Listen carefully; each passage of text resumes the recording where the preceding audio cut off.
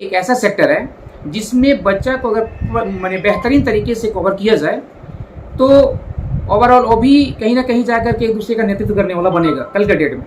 तो जिसके पास लीडरशिप करने की क्षमता है, नेतृत्व करने की क्षमता है, उन लोगों को आगे आने चाहिए। तो मूलभूत में क्या है कि सड़क है, पानी है, लोग इस तरह की बातें को सामने रख के बात करते हैं, लेकिन मैं बिल्कुल मेरा मूलभूत है एजुकेशन और हेल्थ।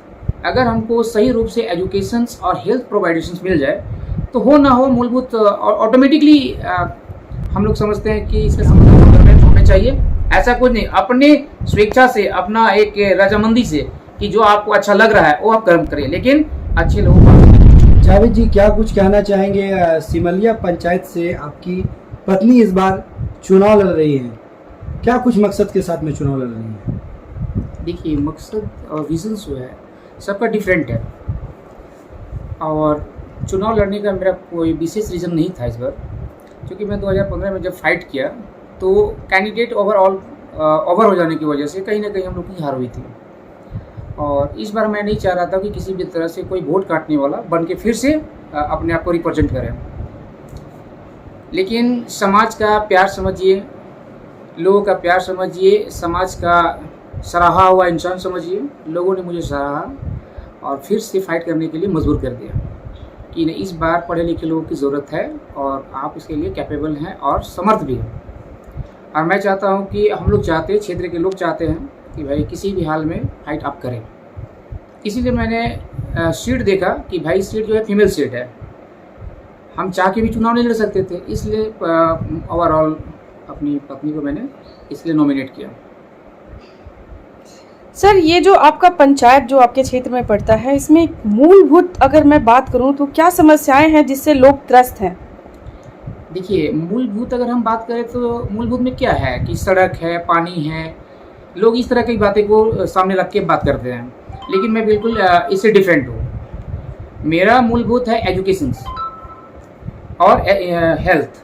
अगर हमको सही रूप से एजुकेशन और हेल्थ प्रोवाइडेशन मिल जाए तो हो ना हो मूलभूत ऑटोमेटिकली हम लोग समझते हैं कि इसका समाधान हो जाएगा।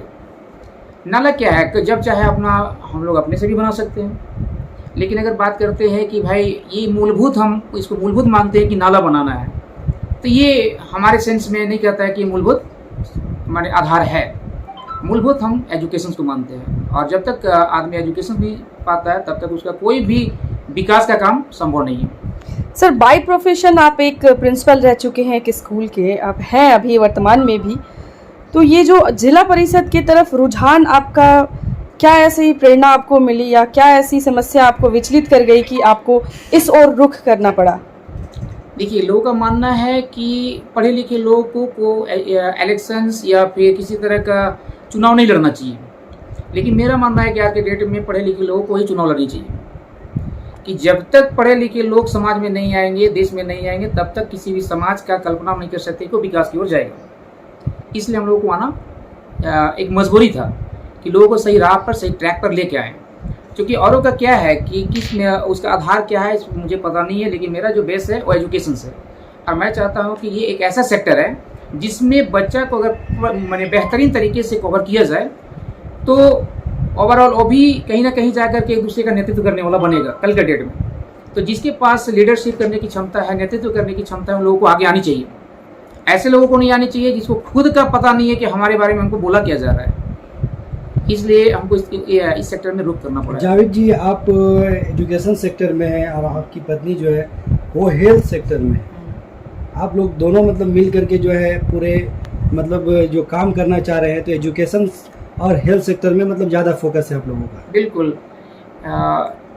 इस क्षेत्र में हम ये भी देखें कि महिलाओं को काफ़ी अधिक परेशानी होती है, खासकर हेल्थ में। तो उसके लिए हम लोगों ने प्री प्लानिंग रेडी किया है। अभी प्री प्लान मैं चल रहा हूँ बना करके अपना, कि मैं इलेक्शन हारूं या जीतूं, हम एक नर्सिंग होम के लिए अपने आप को रेडी करना है। ये मेरा प्रायोरिटी नहीं होगा कि इलेक्शन जीतने पर ही काम करें। विदाउट इलेक्शन विन करने के बाद भी हम लोग इसको करने के लिए सक्षम हैं और करेंगे। सर, सिमलिया पंचायत की मैं बात करूं तो कहीं ना कहीं इस पंचायत में हायर जो एजुकेशन की सुविधा है उससे बहुत लोग वंचित हैं। तो क्या अगर आपको जनता इस बार लाती है तो इस मुद्दे पे काम होगा? देखिए, मैं पहले से ही एजुकेशन में हूँ और हायर सेकेंडरी तक तो ऑलरेडी मैं लोगों को प्रोवाइड कर ही रहा हूँ शिक्षा विदाउट एनी कॉस्ट, या ये समझिए कि नहीं के बराबर में। अब मेरा सबसे बड़ा प्रायोरिटी क्या है कि इसके बाद एक सबसे बड़ा मुद्दा मैं लेके आ रहा हूँ कि लड़कियों के लिए कॉलेज हो, इस क्षेत्र में कॉलेज हो हायर एजुकेशन के लिए, जिसके लिए लड़कियों को बाहर जाने की ज़रूरत ना हो और इस अधिकार से वंचित ना रह पाए, है ना। बहुत सारी ऐसी महिलाएं हैं या जो लड़कियां हैं, आने जाने के अभाव में कॉलेज नहीं जा पाती है, अपने आप को गार्जियन सेफ महसूस नहीं करता है, जिस वजह से भी वहाँ हम क्या करते हैं, पढ़ाई ड्रॉप करवा देते हैं। तो उस पढ़ाई को रेगुलर वे में रखने के लिए इस क्षेत्र में हम लोग का प्रयास है कि एक बढ़िया बेहतरीन कॉलेज हो जहाँ पर हायर एजुकेशन जैसा मार्गदर्शक मिले लोगों को और लोग अपनी पढ़ाई को जारी रख सकें। सर, जैसा कि यह सभी जानते हैं कि आप पहले भी जिला परिषद का चुनाव लड़ चुके हैं, तो कहीं ना कहीं इस क्षेत्र की, इस पंचायत की समस्याओं से आप काफ़ी परिचित हैं और इस बार आपके बिहाफ में आपकी वाइफ आ रही हैं, तो यहाँ के लोगों से आप क्या एक अपील करना चाहेंगे? देखिए, जहाँ तक हमारी बात है तो लोगों ने पिछले बार भी हमको बहुत अच्छा रिस्पांस दिया है। ये नहीं कि मैं चुनाव हार गया तो मैं लोगों को ये बोल दूं कि लोगों ने मुझे रिस्पांस नहीं दिया, रिस्पांस मिला, इसलिए मेरा वोट कहीं ना कहीं अच्छा आया। अगर इस बार की बात है, ऐसा नहीं कि 2015 में चुनाव लड़ने के बाद, हार जाने के बाद मैं चुनाव मैदान से मैं हट चुका हूँ, ऐसा भी नहीं है। मैं लोगों के बीच में हूँ, लोगों के हर सुख दुख में कहीं ना कहीं जाकर के प्रेजेंट रहता हूँ, हर समस्या से अवगत भी हूँ और कोई ऐसी परेशानियाँ हो जाती है जो हमारे लायक है उसको मैं जाके सॉल्व भी कर देता हूँ। तो विगत 5 वर्षों में भी मैं चुनाव हारने के बाद भी लोगों के पास खड़ा हूँ। इससे लोगों को ये समझ में आया है कि भाई हारने के बाद भी लोग कर रहा है, कहीं ना कुछ करता रहता है, समाज में जुड़ के है लोगों के साथ में। तो देश समाज सेवा ही है इनका। बिल्कुल, मेरा पूरा टोटली सोशल वर्क। तो इस उम्मीद में मैं हूँ पब्लिक इस बार हमको सपोर्ट करेगी, पब्लिक का बढ़िया रिस्पांस भी मिल रहा है।